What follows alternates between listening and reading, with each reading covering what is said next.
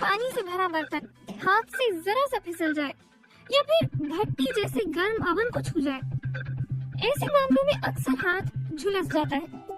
अब क्या किया जाए? ये सवाल हमने इमरजेंसी मेडिसिन के विशेषज्ञ प्रोफेसर उपमन से पूछा।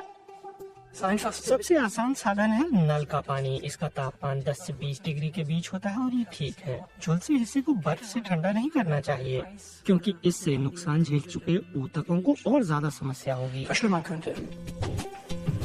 और पानी से ठंडा करने के बाद कोई क्रीम, दवा या जेल लगाया जाए या फिर एलोवेरा जैसे पौधे की मदद ली जाए। और क्या दही भी फफोला बनने से रोक सकता है? प्रोफेसर ओपरमन का सुझाव अलग है। साफ कहें तो झुलसन ज्यादा है तो कोई क्रीम न लगाएं। इससे चोट पे इन्फेक्शन हो सकता है और फिर अंदाजा लगाना मुश्किल होता है। घर पर मौजूद कई चीजों से भी इन्फेक्शन हो सकता है, जैसे टूथपेस्ट, मक्खन, तेल, आटा या फिर शहद से।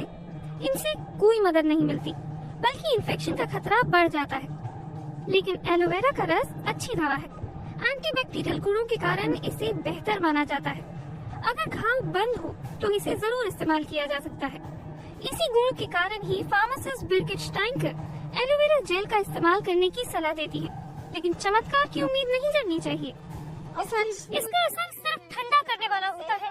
जलने से हुए घाव पर इसका कोई असर नहीं होता है। लेकिन अगर जले हुए हिस्से पर फफोला उभर जाए तो क्या किया जाए? इसे फोड़ा जाए या नहीं? छोटे से फफोले को आप खुद ही खोल सकते हैं। मुश्किल तब होगी जब आप इसे पूरी तरह नहीं खोलेंगे। ऐसे में कीटाणु त्वचा के भीतर जा सकते हैं और संक्रमण हो सकता है। इसलिए फफोले को फोड़ने की बजाय सफाई से पूरी तरह हटा देना चाहिए। अगर आप ऐसा नहीं कर सकते तो डॉक्टर के पास जाना बेहतर है।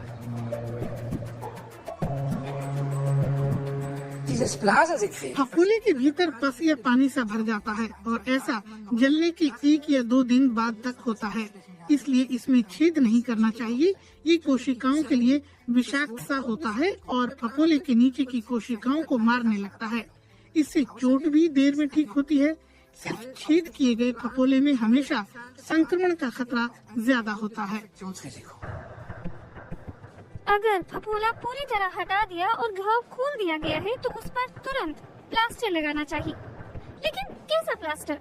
वेपराइज सिल्वर या क्लीन बर्न प्लास्टर?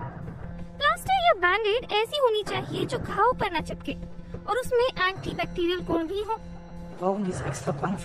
आपको अलग से बर्न प्लास्टर की जरूरत नहीं है। इनका फायदा ये है कि आप घाव को अगले कुछ दिनों तक देख सकते हैं। लेकिन इनका एक नुकसान भी है, ये नमी पैदा कर सकते हैं जिसमें बैक्टीरिया आ सकता है।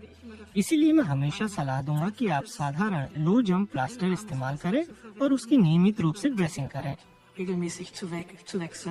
लेकिन अगर आप झुलस चुके हैं और आपके पास प्लास्टर भी नहीं है तो तुरंत डॉक्टर के पास जाना ही सबसे अच्छा है।